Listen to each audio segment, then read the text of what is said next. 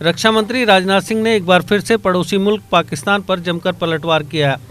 हालांकि इस दौरान उन्होंने पाकिस्तान का नाम नहीं लेकर इशारों में उस पर निशाना साधा। रक्षा मंत्री ने कहा कि जो देश अपनी संप्रभुता की रक्षा में असमर्थ होते हैं, उनकी हालत हमारे पड़ोसी देश जैसी हो जाती है, जो न खुद अपनी सड़क बना सकते हैं, न उस पर चल सकते हैं और न खुद व्यापार कर सकते हैं। यही नहीं, वो किसी और को व्यापार करने से रोक भी नहीं सकते हैं। राजनाथ सिंह शुक्रवार को रक्षा मंत्रालय के केंद्रीय सैनिक बोर्ड की ओर से आयोजित armed force flag day CSR webinar को संबोधित कर रहे थे। इस दौरान उन्होंने बिना पाकिस्तान का नाम लिए जो कुछ भी कहा वो कहीं न कहीं चीन संबंधित है, जो लगातार पड़ोसी मुल्क में तेजी से व्यापार और बुनियादी ढांचे के विकास समेत कई इलाकों में अपना प्रभाव बढ़ा रहा है। ऑनलाइन कार्यक्रम के संबोधन के दौरान राजनाथ सिंह ने भारत के सशस्त्र बलों की ओर से देश की क्षेत्रीय अखंडता को चुनौती देने या सीमा पार आतंकवाद का सामना करने समेत अलग अलग सुरक्षा खतरों से निपटने में प्रभावी प्रतिक्रिया पर भी प्रकाश डाला। इसी दौरान राजनाथ सिंह ने कहा कि जो देश अपनी संप्रभुता की रक्षा करने में सक्षम नहीं है, वे हमारे पड़ोसी की तरह बन जाते हैं, जो न तो अपनी सड़क बना सकते हैं, न ही उस पर चल सकते हैं, न ही खुद व्यापार कर सकते और न किसी और को व्यापार करने से रोक सकते हैं। चीन अरब सागर में ग्वादर बंदरगाह को विकसित करने के अलावा पाकिस्तान के कब्जे वाले कश्मीर में 50 बिलियन अमेरिकी डॉलर का चीन पाकिस्तान इकोनॉमिक कॉरिडोर बनाने में जुटा हुआ है। कई प्रमुख चीनी कंपनियां पिछले कुछ वर्षों में पाकिस्तानी अर्थव्यवस्था में एक प्रमुख भूमिका निभा रही हैं।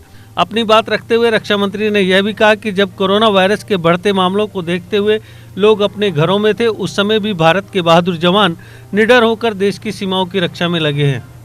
आज रक्षा मंत्रालय के केंद्रीय सैनिक बोर्ड द्वारा आयोजित इस CSR कॉन्क्लेव में आप सभी के बीच उपस्थित होकर मुझे बेहद खुशी हो रही है। ऐसा बहुत कम होता है जब आप जैसी देश की जानी मानी हस्तियों की बातें सुनने और अपनी कुछ बात कहने का अवसर मिलता है। इसलिए ऐसे अवसरों पर हमारा संवाद भी हो जाता है, साथ ही आप बंधुओं को देखकर एक भरोसा भी होता है कि जिस उद्देश्य से हम यहाँ एकत्रित हुए हैं उसे पूरा होने में कोई संदेह नहीं है। साथियों, जैसा कि आप सभी को मालूम है, आज का यह कार्यक्रम हमारे उन वीरों को समर्पित है जिनके त्याग और बलिदान की वजह से हम और हमारा देश खुद को हर तरफ से महफूज समझता है। आज़ादी के बाद से ही हमारी सेना के वीर जवानों ने किन किन हालातों का सामना करते हुए देश को सुरक्षित रखा है, यह कहना कठिन है। चाहे भारत की अखंडता हो और संप्रभुता की रक्षा के लिए लड़े गए बहुआयामी युद्धों में जीत हासिल करना हो, या फिर सीमा पार से हो रही आतंकी गतिविधियों का मुकाबला करना, हमारी सशस्त्र सेनाओं ने बड़ी मुस्तैदी से चुनौतियों का मुंहतोड़ जवाब दिया है। और इस पराक्रम के दौरान हमारे बहुत सारे वीरों ने अपने सर्वस्व का बलिदान भी दिया है और कई सैनिक अक्षम भी हुए हैं। परिवार के मुखिया की आकस्मिक मृत्यु होने पर उनके परिवार वालों को जो मानसिक संताप सहन करना पड़ता है उसका अनुमान नहीं लगाया जा सकता। ऐसे में पूरा दायित्व हमारा बनता है कि हम उन सैनिकों और उनके परिजनों के सहयोग में आगे आएं और जो भी कर सकते हैं हम अपना सहयोग करें। उनके कल्याण को ध्यान में रखते हुए सन 1949 में संसद की रक्षा समिति द्वारा 7 दिसंबर के दिन को सशस्त्र सेवा झंडा दिवस के रूप में मनाने का निश्चय किया गया था और यह दिन हमारे सैनिकों के बहुमूल्य योगदान के लिए एक सम्मान दिवस के रूप में सारे देश में मनाया जाता है। पर इस साल इसमें बदलाव करते हुए इसे गौरव माह केवल सप्ताह के रूप में ही नहीं बल्कि गौरव माह के रूप में पूरे महीने भर मनाने का फैसला हम लोगों ने किया है और इसे केंद्र, राज्यों और साथ ही साथ केंद्र शासित प्रदेशों में मौजूद हमारे सैनिक बोर्ड के माध्यम से यह पूरे देश में मनाया जाएगा। साथियों, कोविड काल में तो हमारे इन पूर्व सैनिकों की समस्याएं और भी प्रकार की सर्विलेंस और क्वारंटीन के मैनेजमेंट में लोकल एडमिनिस्ट्रेशन की खुलकर और जमकर मदद की है। यानी आर्म्ड फोर्सेस में सेवा के साथ भी और सेवा के बाद भी वे उसी जज्बे से देश सेवा में लगे रहे।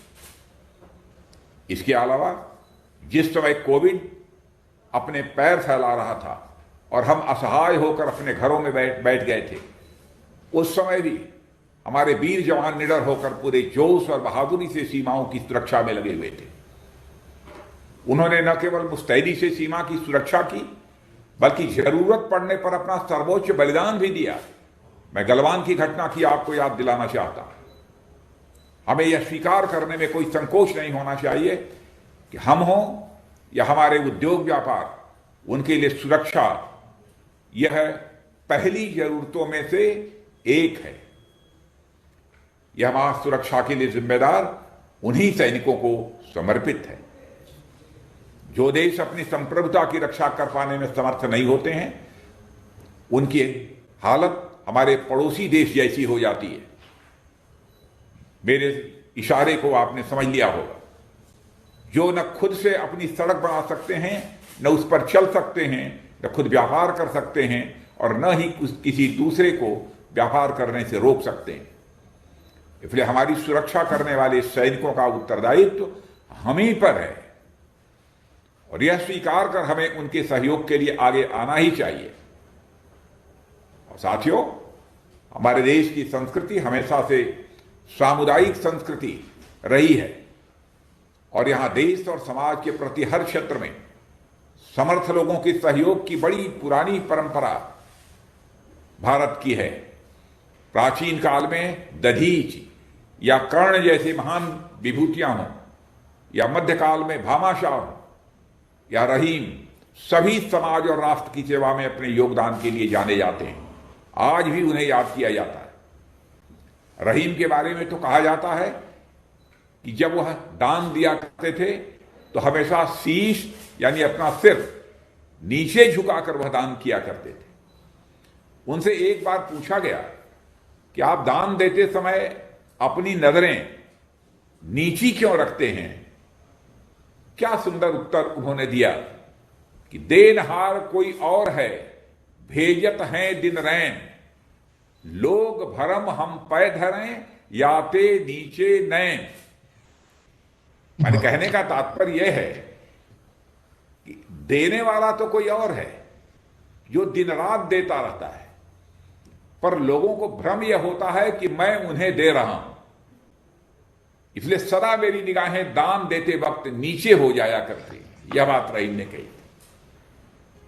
साथियों, कुछ सालों से यानी जब से आप जैसे साथियों का साथ हमें मिला है, फ्लैग डे फंड में कई गुना की बढ़ोतरी हुई है, लेकिन मैं इसे पर्याप्त नहीं मानता हूं।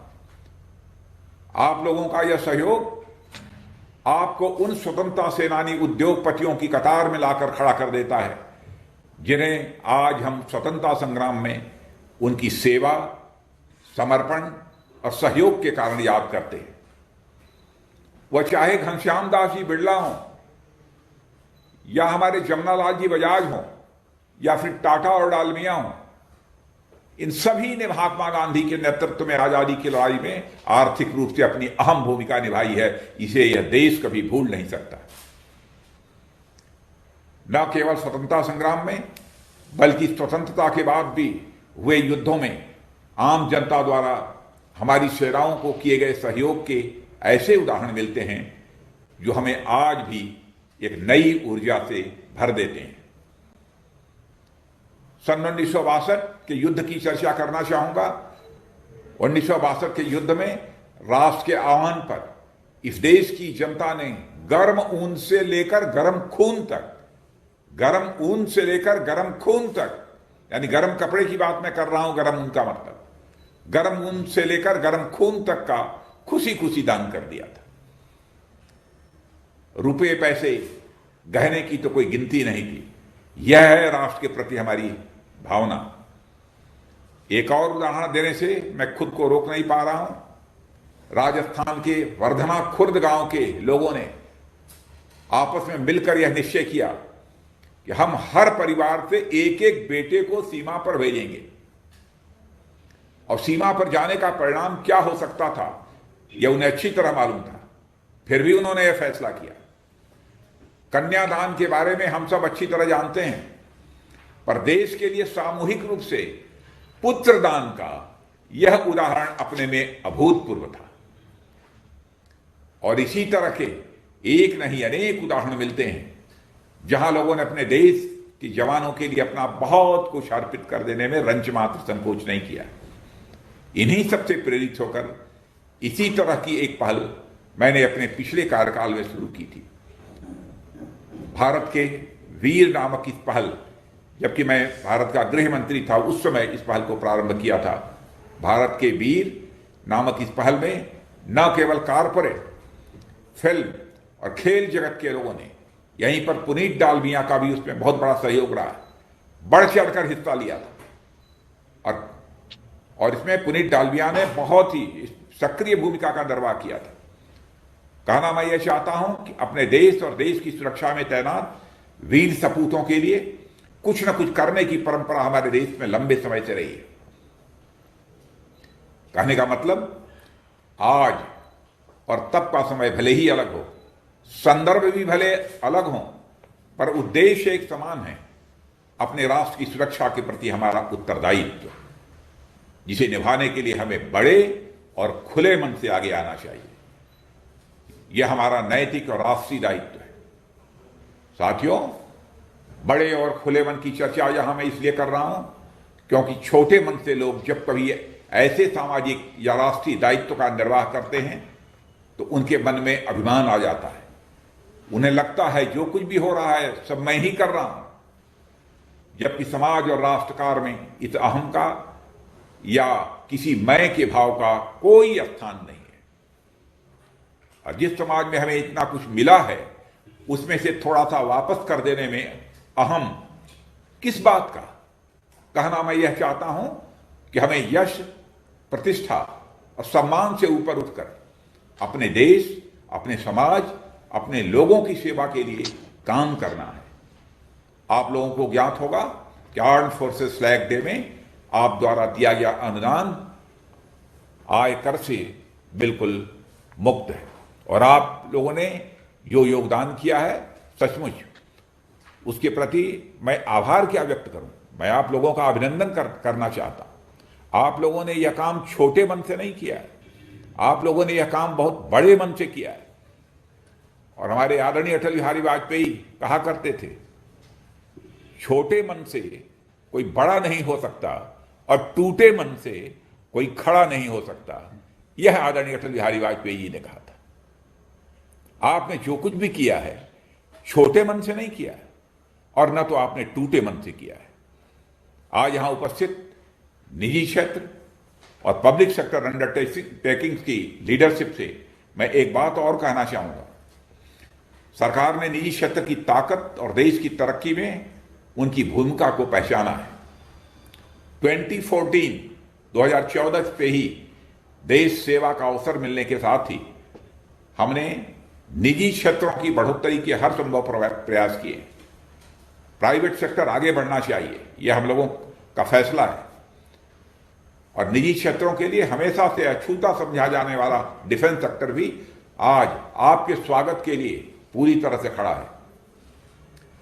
और आप लोगों को जानकारी होगी, अभी हाल में डिफेंस सेक्टर में निजी क्षेत्र को यानी प्राइवेट सेक्टर को बढ़ावा देने के लिए हम लोगों ने कई क्रांतिकारी रिफॉर्म्स किए हैं। और अलग अलग फोरम पर मैंने आप लोगों से इस संबंध में बातें भी की हैं। और आज भी मैं आप सबका आह्वान करता हूं कि आप इस सेक्टर में आएं और अनेक सरकारी नीतियों का लाभ उठाएं। आप लोगों की तरक्की इस राष्ट्र की तरक्की सुनिश्चित करेगी और आगे चलकर यह हमारी सेनाओं की सशक्तिकरण का माध्यम बनेगी। यह हम सबके लिए एक विन विन सिचुएशन होगी। मैं आप सभी का आभार व्यक्त करना चाहूंगा कि आप अपना बहुमूल्य समय निकालकर CSR कॉन्क्लेव में सम्मिलित हुए और हर प्रकार से आपने इसमें सहयोग किया है। और उन सभी संस्थाओं को धन्यवाद देना चाहूंगा जिन्होंने पिछले वर्ष अपना कीमती योगदान इस निधि में दिया।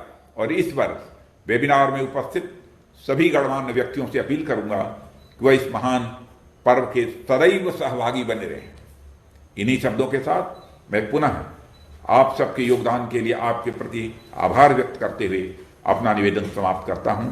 आप सबको बहुत बहुत धन्यवाद। जय हिंद। देश के निर्माण और उन्नति में सहयोग, आपके हर कदम में आपका हमसफर। कश्मीर टर्बो TMT सरिया। चाहे भूकंप आए या तूफान, सुरक्षित रहें आप और आपका मकान। अपनाइए आपका अपना कश्मीर टर्बो TMT सरिया। Trust and reliability. GK update रहे हमारे साथ। अगर आप ये वीडियो YouTube पर देख रहे हैं तो हमारे YouTube चैनल को सब्सक्राइब करें और बेल आइकन को क्लिक करें। अगर आप ये वीडियो Facebook पर देख रहे हैं तो हमारा Facebook पेज लाइक जरूर करें। For advertisement please contact 7051091811।